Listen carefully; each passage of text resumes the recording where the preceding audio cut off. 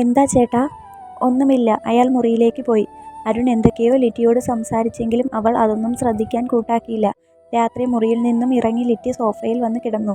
ഞാൻ വന്ന് വിളിക്കില്ല കേട്ടോ ലിറ്റി, അരുൺ മുറിയുടെ പുറത്തുനിന്നും പറഞ്ഞു. എന്തെങ്കിലും കാര്യമുണ്ടായിട്ടാണെങ്കിലും വേണ്ടിയില്ല. അരുൺ കുറച്ചു നേരം അവിടെ നിന്നു. പിന്നെ ദേഷ്യം വന്നപ്പോൾ തിരികെ മുറിയിലേക്ക് കയറിപ്പോയി. അവിടെ ഉണ്ടായിരുന്ന എല്ലാ വെളിച്ചവും അണഞ്ഞു.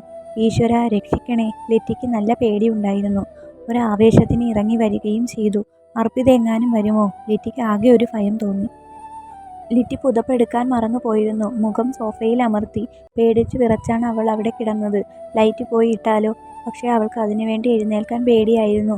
ഉറക്കവും വരുന്നില്ല. ലിറ്റി ആകെ വിഷമത്തിലായി. കുറേ നേരം കടന്നുപോയി. ലിറ്റിയെ ഉറക്കം തിരിഞ്ഞുപോലും നോക്കിയില്ല. എങ്കിലും അവൾ കണ്ണു തുറന്നില്ല. പക്ഷേ ആരോ വാതിൽ തുറന്നു. ആ ശബ്ദം കേട്ട് ലിറ്റി അടിമുടി വിറയ്ക്കാൻ തുടങ്ങി. വരുൺ ആയിരുന്നു അത്. അയാൾ അർപ്പിതയുടെ മുറിയിലേക്ക് നടന്നു. കാൽപെരുമാറ്റം അർപ്പിതയുടെ ആയിരിക്കുമെന്ന് ലിറ്റി കരുതി. അതുകൊണ്ട് തന്നെ ലിറ്റി നല്ല ഉറക്കം അഭിനയിച്ചു. അർപ്പിതേ, ചേട്ടൻ പതിയെ വിളിച്ചു.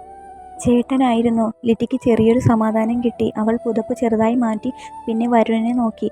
വരുൺ അത്ര വിളിച്ചിട്ടും അർപ്പിത കതക് തുറന്നില്ല. വരുണിന് നല്ല ദേഷ്യം വന്നു. നീ ഇനി വലിയ പവിത്രത ചമയാൻ നിൽക്കുവാണോ?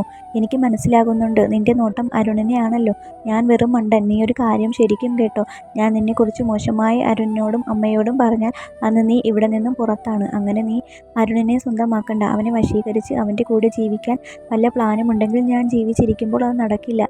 എല്ലാം ഞാൻ അരുണിനോട് പറയും. അരുണിനെ വിശ്വസിപ്പിക്കാനുള്ള തെളിവൊക്കെ എൻ്റെ കയ്യിലുണ്ട്. അന്ന് രാത്രി നമ്മൾ ഒരുമിച്ചിരുന്ന നിമിഷം എൻ്റെ ഫോണിലുണ്ട്. ഇവിടെ വാതിൽ ഒരു അനക്കം സംഭവിച്ചു. ലിറ്റി എല്ലാം കേൾക്കുന്നുണ്ടായിരുന്നു. അയ്യോ, ഫോൺ മുറിയിൽ നിന്നും എടുത്തില്ല. അല്ലെങ്കിൽ എല്ലാം റെക്കോർഡ് ചെയ്യായിരുന്നു. നാളെ നീ വീട്ടിലുണ്ടാവില്ലടി. അയാൾ ഇതും പറഞ്ഞുകൊണ്ട് അവിടെ നിന്നും അയാളുടെ മുറിയിലേക്ക് നടന്നു. പെട്ടെന്ന് തന്നെ അർപ്പിതയുടെ വാതിൽ തുറന്നു. അവിടെ എന്തൊക്കെയോ പുതുവർഷം പിറന്നതിൻ്റെ പടക്കം പൊട്ടിക്കൽ തുടങ്ങി. അന്യായ ശബ്ദം. അർപ്പിത അവളുടെ കയ്യിലുണ്ടായിരുന്ന എന്തോ ഒരു കനമുള്ള വസ്തു വരുണിൻ്റെ തല നോക്കി വീശി എറിഞ്ഞു. എന്തോ സംഭവിച്ചിട്ടുണ്ട് എന്ന് ലിറ്റിക്ക് മനസ്സിലായി. വരുണിൻ്റെ അലർച്ച പടക്കം പൊട്ടിക്കുന്ന ശബ്ദവുമായി കൂടിച്ചേർന്ന് ഇല്ലാതായിപ്പോയി. വരുൺ നിലത്ത് വീണു. അവൻ്റെ തലയിൽ നിന്നും രക്തം വാർന്നൊഴുകി. അവൻ അരുൺ എന്ന് വിളിച്ചെങ്കിലും അവൻ്റെ മുറിയിലേക്ക് ആ ശബ്ദം എത്തിയില്ല. അർപ്പിത തൻ്റെ അടുത്തേക്ക് വരുന്നുണ്ട് എന്ന് ലിറ്റിക്ക് മനസ്സിലായി. അവൾ പേടിച്ച് കിടന്നു. ഒരല്പം പോലും അനങ്ങാതെ കിടന്നു. അർപ്പിത ലിറ്റിയുടെ തൊട്ടടുത്ത് വന്നു. ശ്വാസം എടുക്കാൻ പോലും അവൾ ഭയന്നു. ശബ്ദങ്ങൾ എല്ലാം നിലച്ചു. ആകെ നിശബ്ദമായി. ഒരുപാട് നേരം പിടിച്ചു നിൽക്കാൻ ലിറ്റിക്ക് കഴിയില്ല എന്നത് ഉറപ്പായിരുന്നു. അരുൺ മുറിയിൽ ഉറങ്ങാതെ ഇരിക്കുകയായിരുന്നു. ലിറ്റിയെ പോയി ഒന്നുകൂടി വിളിച്ചു നോക്കാം. അവൻ കട്ടിലിൽ നിന്നും എഴുന്നേറ്റു. വീണ്ടും ഒരു പടക്കം പൊട്ടിക്കുന്ന ശബ്ദം പുറത്തുനിന്നും ആ വീടിനെ കുലുക്കിക്കൊണ്ട് വന്നു. നല്ലതുപോലെ പേടിച്ച് ഞെട്ടി. പിന്നെ ലിറ്റി ചുറ്റും നടന്നതൊന്നും അറിഞ്ഞില്ല. അരുൺ വാതിൽ തുറന്നു. ആ ശബ്ദം അർപ്പിത കേട്ടു. അരുൺ നേരെ ചെന്ന് ഹാളിലെ വെട്ടം തെളിയിച്ചു. വരുണിൻ്റെ ബോധം മുഴുവനായി പോയിരുന്നു. അരുൺ ആദ്യം കണ്ടത് അവൻ്റെ ചേട്ടനെ തന്നെയായിരുന്നു. കണ്ണ് തുറക്കുമ്പോൾ ലിറ്റി മുറിയിലെ കട്ടിലിലായിരുന്നു. താൻ നേരിട്ടത് ഒരു സ്വപ്നമാണോ എന്ന് പോലും തിരിച്ചറിയാൻ കഴിയാതെ അവൾ കിടക്കയിൽ നിന്നും പെട്ടെന്ന് എഴുന്നേറ്റു. തല പൊട്ടിപ്പൊളിയുന്ന വേദനയുണ്ടായിരുന്നു. ആ മുറി മുഴുവൻ മണ്ണെണ്ണയുടെ ഗന്ധമായിരുന്നു. അരുൺ, ലിറ്റി അവനെ വിളിച്ചു. ചേട്ടൻ ഇവിടെ ഇല്ല.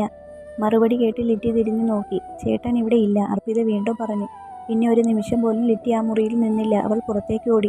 വീടിൻ്റെ പുറത്ത് കടക്കാൻ ശ്രമിച്ചു. പക്ഷേ നടന്നില്ല. താക്കോൽ അർപ്പിതയുടെ കയ്യിലായിരുന്നു. ലിറ്റി വാതിലിൽ കിടന്നു കൊട്ടി.